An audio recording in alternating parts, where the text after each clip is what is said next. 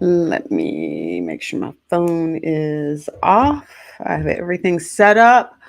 And this is round two of the social media lawsuit. If you caught the previous video, well, if you didn't, go back and take a look at it because I talk about everything from the tobacco industry, where they went wrong with Joe Camel, picturing the seven dwarfs, the heads, the CEOs of the major tobacco industry companies. Is this lawsuit a little bit like theirs in terms of how it's been targeting certain markets, and mainly it's children and adolescents? This is what this lawsuit is about. Several states, I think it's 30 at least, are now suing these companies around allegations that they're targeting our young people, and that because their minds are still impressionable and growing, that there is sort of this addictive nature of these social media platforms, and not by chance, but by choice, that in fact, these companies have set up these platforms so that you never want to leave. You want to stay there all day long. You want to get up in the morning, check out what's going on, because you know what? You probably had your phone on do not disturb overnight, and you wake up, your phone is now on, and you get all these great notifications, everything that you felt like you missed while you were sleeping.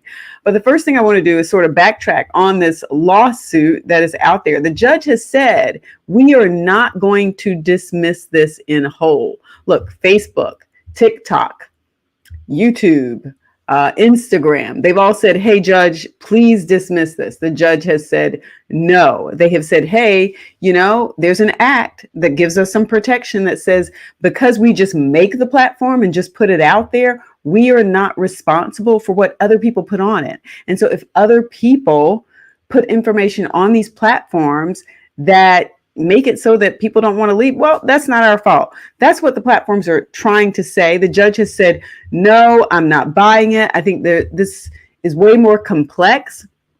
Let's take a look at this. Now, in the previous video, I did sort of break down the background, and that really much just sort of summed up what that video was about. In this video, I want to focus a little bit more on these defects. This is what the plaintiffs are saying. I don't know that I'd call it a defect because it was actually something they wanted to do. Usually a defect is something that you don't want to do. You don't want the car to blow up. There was a defect in the engine or with the gas tank, and so the car blew up. That to me sounds like a defect. But when you say I'm creating something on my, social media platform so that people will stay on it, that's not a defect. That's something they actually wanted to do.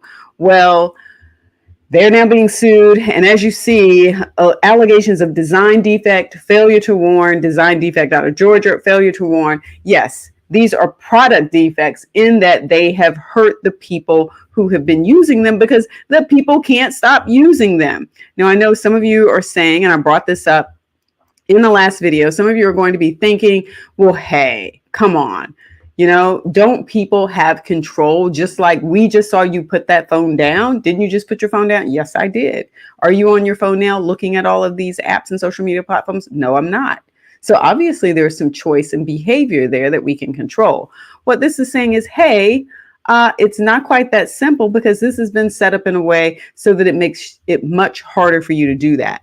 So we're going to jump into these defect allegations that you see here. Oh, and just to give you a little bit of a heads up, I did set up an Ask Me. So, for those of you who are not interested in paying a whole bunch of money for an attorney, but you may have a couple of legal questions, just general legal information that you're interested in, you can now go to my Ask Me account at Ms Legalista and find me there. The fee is very reasonable, and I can respond either in writing or I can respond in video. And since I like doing video, I can tell you now I'm probably going to be responding mostly in video, and you actually get 2 follow-ups, and it's only $49. I say only. A lot of times I try not to say only because you never know what someone's personal financial situation is, but I am trying to provide that at a reasonable rate. Let's take a look at these defect allegations in this complaint. And you're going to be familiar with a lot of these if you've ever been on social media. Anything from the endless scrolling to the algorithms, we're going to jump into all of that. let me give you a warning here.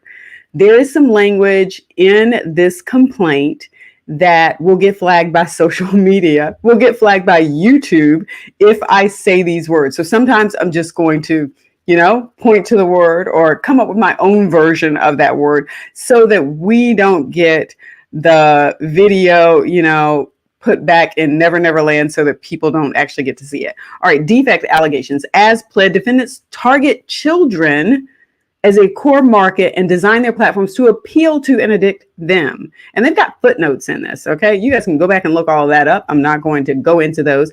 It says here, because they are still developing impulse control, and you know that, are uniquely susceptible to harms arising out of compulsive use of social media platforms. Defendants have created a youth mental health crisis through the defective design of their platforms. Further, these platforms facilitate and contribute to, and you see that there, SE, and some other things involving children, as well as the ongoing production and spread of these other materials, CSAM materials online.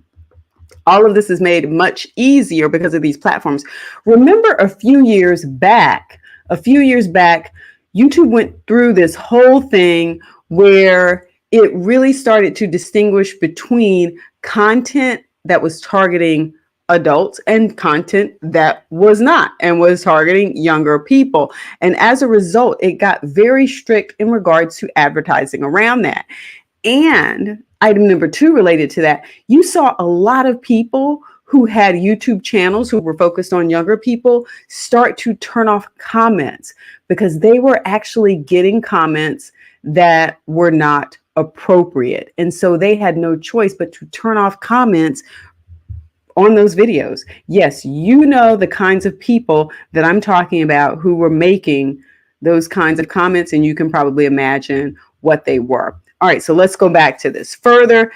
Defendants specifically try to cultivate them as users. Of course, now, and I said this in the last video too, this sounds a lot to me like the tobacco industry lawsuit and the whole Joe Camel. Joe Camel was a cartoon, and the whole concern there was, yes, you are trying to get them early and keep them for life, even if having them for life means that you actually may be contributing to them having a shortened life. Remember that? They believe that an early adoption of these platforms will increase the likelihood a child will continue to use the platform as they age. I'm telling you, this sounds exactly like what went on with the tobacco industry. This is so familiar. Given the susceptibility of the addictive elements of the platforms, adolescents are more likely to use them for long periods of time, allowing defendants to sell more space to advertisers. Millions of little ones use defendants' platforms compulsively. Many report that they feel that they are addicted to them, wish they use them less, and feel harmed by them. Defendants are also aware that their platforms harm child users. Beginning in at least 2014, researchers began demonstrating that addictive and compulsive use of defendants' platforms lead to a negative mental and physical outcomes for children. So think about that. That year I just gave you was 2014. Next year is going to be 2024. So we have known this and had some of this research now for almost 10 years. So this is not anything new. We now have the research and the science to back these allegations up. It says here, look, I didn't even get there.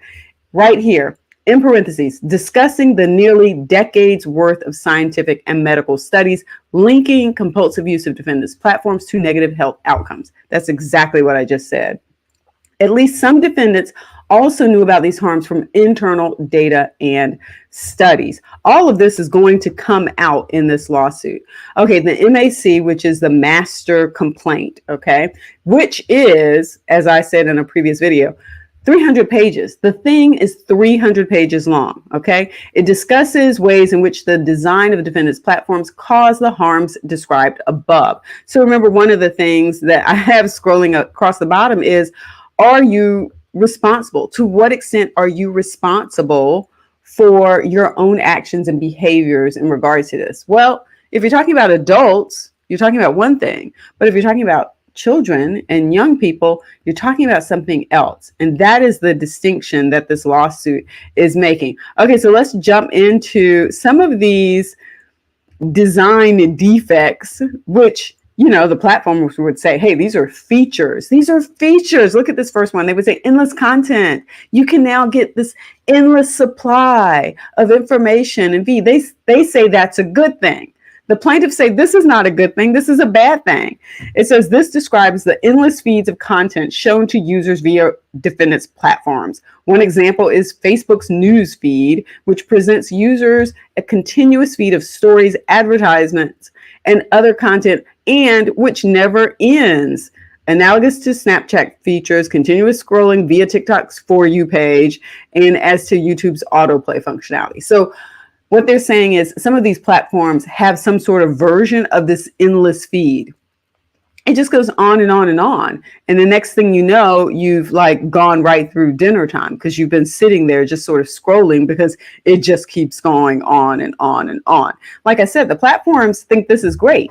Now, one of the things that I've noticed is on Facebook most recently, it used to be that most of the content that showed up were from your friends, people that you knew.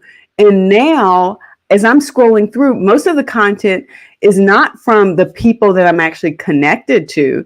It's either from other people that they've suggested to me or advertising. And so when you scroll, you see it all the time. It'll say sponsored content. And so now you've got all of the sponsored content that's showing up in your feed because that is how they make their money. All right, let me get back on track here. Lack of screen time limitations. This is one of those things that they talk about mostly in regards to young people, but there are now, I think, apps and some technology out there that can help parents with this. So this is lack of screen time limitations. Again, the plaintiffs are saying this is a design defect. This is what is harming us. It says these designs concern maximizing the length of user sessions and the lack of default or user imposed protections to limit session duration, such as by time of day or frequency of use. For instance, the TikTok app intentionally omits the concept of time. Okay, that's interesting. I'll have to go back and look at that now. Let me see. It says the app does not show users the time or date a video was uploaded. Oh, okay. And the app is designed to cover the clock displayed on the top of users' iPhones, preventing them from keeping track of time spent in the app. So I'm just going to open up my TikTok here and see what they're talking about. I don't know. Well, I've got some other things. Well, I mean, I still see the time up here. Okay. So I'm not having a problem with that one. I don't know about that one.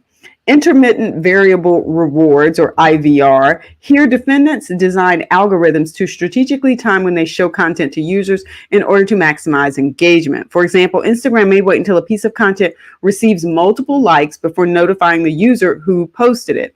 That way, the user's dopamine reaction is intensified after viewing the notification. I can't even follow what some of this means. TikTok may similarly delay showing a video it knows a user will like until the moment before it anticipates the user would otherwise log out of the app. Aha. Okay, so this is what they're saying here. Let's sort of break this piece down. So their technology is so good that they have an idea when you're probably going to leave the app. TikTok knows when you're probably going to leave the app. And so right before that moment in time, guess what? They will show you something that they know that you probably will look at and like and follow because you have looked at and liked and followed that in the past. And so now they wait until you're getting ready to leave the app. They throw that in there and you're like, oh yeah, there's that person I like. And so you start all back over again. And then when you get to the point where you're just about to leave the app again, they'll hit you with another person that you like or have followed in the past. And this cycle just repeats itself so that you can stay on the TikTok app. This is what this lawsuit is alleging. You guys, they put a lot of thought and work into it, into not just creating the app, but the people who have written this lawsuit. Ephemeral content to create a sense of urgency for users to engage with content. Some defendants limit how long certain content is available. It says, so we've got disappearing content. For example, the defining feature of Snapchat is the ability to send and receive snaps, photo or video messages that disappear within a short period of time. Such content also makes it harder to track the spread of some of this bad content. Okay. And you see what they have listed here. Then the next design defect is limitations on content length. The length of content that can be posted is limited to optimize use. Now, because it's 15 seconds, for one thing, it's sort of like, wait, let me watch that again. Wait, let me watch that again. Because sometimes you're trying to catch what happened, or did you miss something? Or, you're immediately going to the next thing. Notifications. Another one of those things. That's the one that typically gets me. Defendants send users notifications on their phones. Whoops. Let me click back over so we can actually see what's going on here. All right, limitations on content length and then notifications. Defendants send users notifications on their phones by text and by email to draw them back to their respective platforms. So yes, but here's the thing. You can sign up for those notifications, or you can turn them off. You can turn off notifications. But let me continue. Again, there's this sort of balance between what's your responsibility as a person, and what's their responsibility as the company that has created the product. For example, the platform may alert users when someone they follow creates new content or where someone reacts to their content. Of course, this includes pushing notifications to users late at night, prompting them to re-engage with the app no matter what the cost to their sleep schedule. But like I said, a lot of people now have do not disturb on, like mine is on. Some defendants also notify users of content created by defendants themselves. For example, Snap rewards continuous engagement with the app by providing elevated status, trophies, and other rewards to frequent users. And when people feel like, oh yes, I've reached a so-and-so level, I'm this. Algorithmic prioritization of content. Y'all, those are some words, right? Defendants use engagement-based algorithms that promote content to users based on the likelihood it will keep them engaged with and using the platform, rather than post content as specifically directed by users or in chronological order. For instance, all right, give me the example here. TikTok tracks users' behavior, such as time spent on a given video, so that they can provide a never-ending stream of TikToks optimized to hold the person's attention. Plaintiffs have alleged that this can be harmful to children, not only because it promotes compulsive use, but because it may expose children to rabbit holes, where now there's something inappropriate that they might get exposed to. For example, a child experiencing, as you see there, may spend time on a video about such and such, and then find themselves receiving an increasing number of those kinds of videos. You see the concern there, right? Filters, another design defect. Defendants provide users with tools such as filters so that they can edit photos and videos before posting and sharing them. Okay, well, normally we would say, well, that's okay, right? What could be possibly wrong with filtering videos? Well, let's see. This enables the proliferation of idealized content, reflecting fake appearances and experiences, resulting in, among other things, harmful body image comparisons. For example, Snapchat includes lenses and filters that allow users to blur imperfections, even out skin tone, and alter facial features and skin color. And so you have young people looking at these images thinking how wonderful these people look, thinking that that's a real image. And it's not. It's not. Exposure to these filtered, sometimes unrealistic images create body image and self-esteem issues among youth users. At present, defendants do not inform users when an image has been altered through filters or otherwise edited. As a result, these users are unable to discern unedited and edited content. Okay, so now we've got this unrealistic expectation about what real people look like. All of these pictures, a lot of times you can look at them. If you're older, you can look at them. You see these pictures, you know that they are fake. You can look at them and you can tell. It's like, okay, so where are the wrinkles? Where are the pores? People's eyebrows aren't normally shaped like that. What's going on with the cheekbones? I mean, makeup and some filtering is okay, but this sort of filtering where people just don't even look like real people anymore. everybody starts to look like they're AI generated. That's where we are now. A whole world of AI generated people on social media. All right, let's go back here. And again, older people can figure that out. Younger people may not be able to discern the difference. Barriers to deletion. How do I get rid of this content? Each defendant makes it more challenging to delete and or deactivate a user account than to create one in the first place. Well, yeah, like how many hoops do I have to jump through, to get rid of this account? All right, sorry, I'm looking around at other things.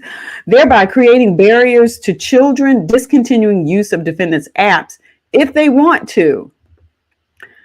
For instance, a user seeking to delete or deactivate their Facebook or Instagram account must locate and tap on approximately 7 different buttons. Really? Like, I didn't know that. From their main feeds. Yet, even once navigating that process, they are not able to immediately delete or deactivate their account. Instead, Meta imposes a 30-day waiting period during which a user can reactivate their account simply by logging in. Okay, so let's talk this one through for a second about why this may be the case. I don't want to necessarily think everything is a bad thing. First of all, if someone who shouldn't have a hold of your account gets a hold of your account and tries to delete it, that gives you 30 days to try to get it back, figure out what's going on, and make sure your account is not deleted. Okay, so maybe it needs to be 15 days. I don't know, but I can actually see some instances where that might be a good thing. Putting a hold on deleting someone's Facebook account, especially if it's an account that's been there for a really long time, and all of a sudden out of the blue the person wants to delete the account, and this has been a person who's been fairly active, and to Facebook or Meta it may look a little suspect, because now you're like, well, wait, is this truly this person? Does this person really want to do this? One of the ways to tell would be to go back and look at I totally got confused now, would be to go back and look at data. So for instance, Facebook could say, hey, in our defense, we said that a person can keep their Facebook account for 30 days, even after they delete it, because what we have found is 75% of the people who want to delete their Facebook account actually come back within that 30 days and open it back up and log back in. So they really didn't want to delete it. So, that's an argument in Facebook's favor if they have evidence to back it up. But again, this sort of language here that says you got to jump through 7 hoops, you got to click on 7 buttons, you got to go through all of this stuff before you can even delete an account. Well, these states are saying this is what's harming our children. They can't even leave the app because you won't let them. You're making them jump through all of these hoops. All right, let's scroll down. It says, and that's what I just said, Meta imposes a 30-day waiting period there for you to delete the app.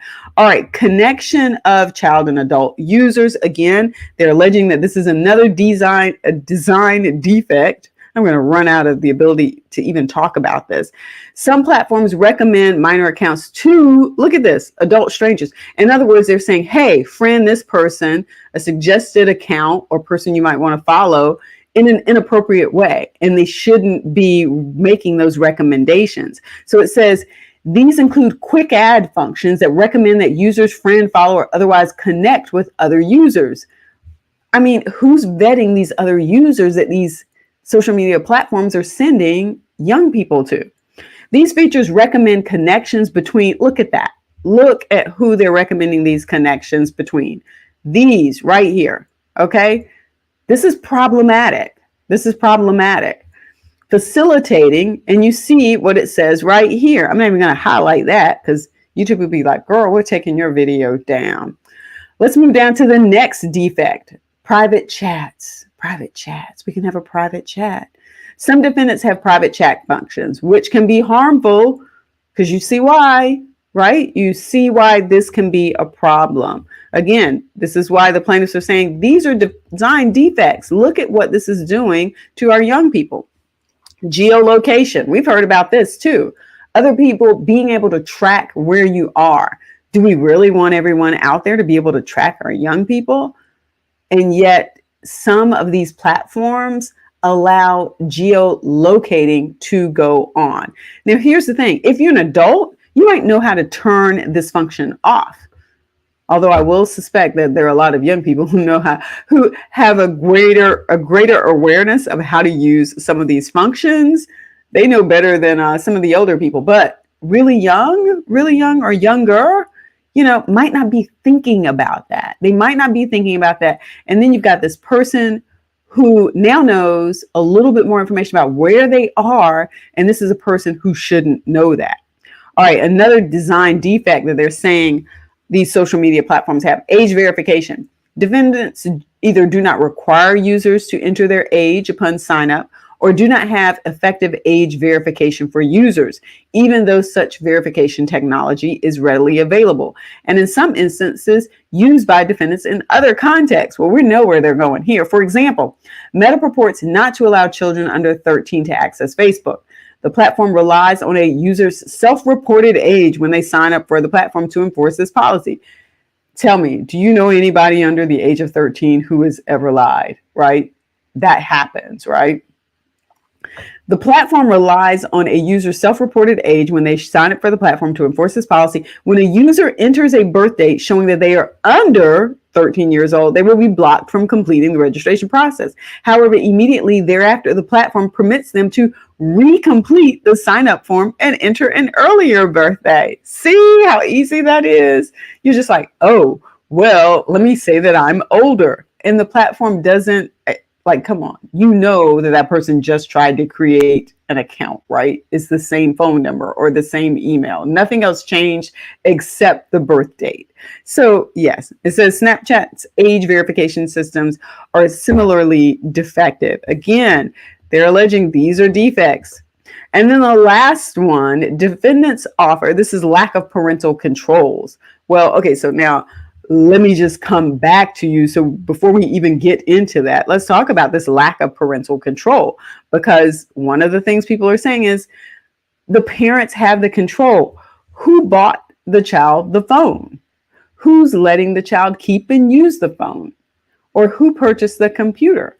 It is the parent. So to some extent, parents have some responsibility here because they have provided this or this so that children can access it. Now, sure, we can say, yeah, well, there are other places that they can get access to it also. That is true. But let's not forget that it takes both. It takes the social media platforms that puts out technology in a way that parents do have some control. And it takes parents actively being engaged in what's going on in their children's lives to, put some guardrails in place so that you don't have children going off the edge and winding up in situations that can be harmful to them. So let me click back over to this to see what they actually say in the complaint about the lack of parental controls on some of these social media platforms. Defendants offer parents limited tools for controlling their children's access to and use of their respective platforms. Further, their apps do not require parental consent for children to create new accounts, or where parental consent is required for child users, children can easily circumvent the requirement by inputting a fake age. What did I say earlier? You just put in a different age, right? As described above. Where the platforms provide tools for parents to control and monitor their child's use, the tools are inadequate. For example, Snapchat allows parents to link to a child's account and see with whom they communicate, but the app does not enable parents to see what messages are being sent or to control access of many of the app's features. It says the failure to warn claims or similarly based on the defects, and you'll see them right there. Okay, so that's where we are with this. Those are the defects. Now let me go back up. So lack of parental controls, no age verification, or it needs some work. Geolocating, you can track my child down. Private chats, I don't know who they're talking to. Connection between these suggested users that should not be suggested. I can't delete the account unless I jump through 7 different hoops. You got filters up there that make me think that everybody in the world looks wonderful. Everybody looks AI generated. Algorithmic prioritization of content. Remember, they're sending you content that they know you want right before you get ready to leave so they can keep you up there. It's a cycle. It's a cycle. Notifications popping up on your phone. So then you have fear of missing out and you grab your phone, go to the app so you can see what's going on. Limitations on content length. I can't even talk anymore. All right. So those are these defined design defects. Then we have ephemeral content. Okay, the content that goes away. So I got to get to it. I got to look at it now before it goes away. Rewards. And I think this is primarily, I guess, Instagram and another one. I'm sorry, TikTok. I've never seen these rewards that they're talking about. No lack of screen time limitations. And again, I feel a little iffy about that one because there is technology out there for that. And then these endless feeds where you're just scrolling and scrolling and scrolling. You can go down rabbit holes. You can spend your whole day just scrolling on some of these features. And this is some of these design defects that these states are talking about. So that's round 2 of this social media lawsuit that I think is going to wind up looking a lot like the tobacco industry lawsuit. You put a product out there, you targeted young people, you then made sure you had features that would appeal to them and keep them there. You wanted to make them customers for life, which is exactly what the tobacco industry did. On top of that, here is the key, and this is the very same thing. You have now known for almost a whole decade that this was problematic, and you have done very little to fix it. So now you are on the hook. So yes, I do think that these are major concerns. I do think that that is why the judge said, I'm not dismissing this whole lawsuit because it's complex. There's some issues here that have a lot of credibility to them, and we're going to go to trial and see how this goes forward. So I don't know what kind of changes we're going to see in this industry. We're going to keep following it and breaking this lawsuit down. Let me know, if you have children, do you let your children control their own time on these apps? Do you know what social media platforms they're on? Do you follow them? I had a friend of mine who she followed her niece so that she could see what kind of comments were being made, who the other people were that were following her niece. I think this was primarily on Facebook. And this was some years ago. And she was just like, I want to know, I'm going to watch everything that's going on. If I see something inappropriate, I'm going to tell her mom, because I think the mom wasn't really on Facebook like that. So you have to be on the lookout. We can't be of the opinion that the platforms are the parents. Okay. The parents are the parents. The platforms are the platforms, and the platforms have to be responsible for what they do also. So I think there's a line here in terms of what everyone's responsibility is. And we do have to keep that in mind when we're having these conversations about how do we go forward with children that are being impacted when they're using social media. So I hope that gives you a little bit more insight into the second piece of this lawsuit, the design defects that they're alleging were problematic and that are causing the impact and this harm to children. Don't forget to give the video a thumbs up. Don't forget to like the video, hit the notification bell so that you don't miss a thing. Mwah. Peace.